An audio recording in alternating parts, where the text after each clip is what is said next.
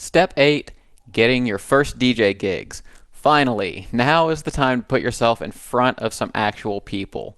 That's what it's all about. And this is probably the most crucial step in the whole process. Make yourself valuable to your scene or demographic. If you're trying to break into a particular scene, you need to make yourself a resource to that scene before you expect to start playing shows.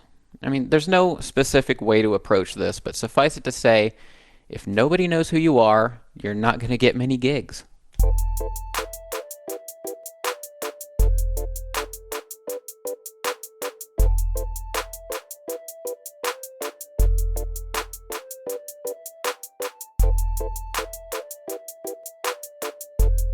Now, early in my journey as a small-town DJ, I was attempting to break into a pretty desolate scene. Absolutely nothing was going on. It was crickets.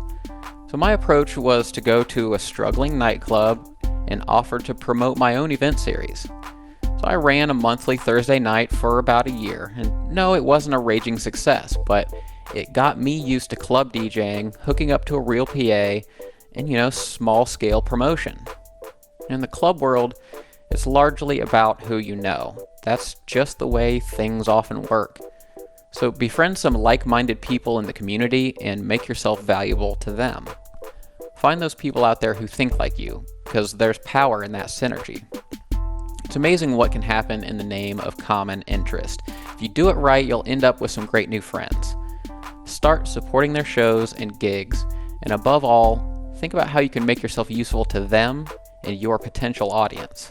But how do you gain that first bit of experience playing in front of people?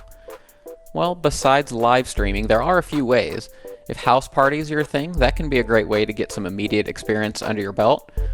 Book a few local DJs to play and sort of warm up for them. Set them up just like you were opening for a headliner.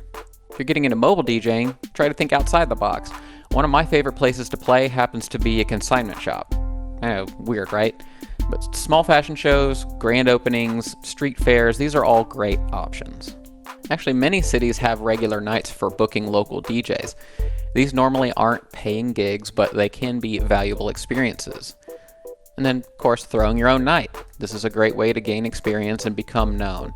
Start shaking hands or handing out business cards to promoters, DJs, and friends at their events. Show them that you're willing to support them, and people will notice. So the DJ hustle never really ends. Staying humble and having a value-based approach will keep you fresh and positive. So here are a couple of quick bonus tips for getting those first DJ gigs. Now the first one is for club DJs. Make an effort to get to know the prime movers in your scene. The promoters that throw the big shows, the managers of venues, and so on. And once again, how can you be a resource to them? Next, don't just sell yourself as a DJ, sell yourself as a brand.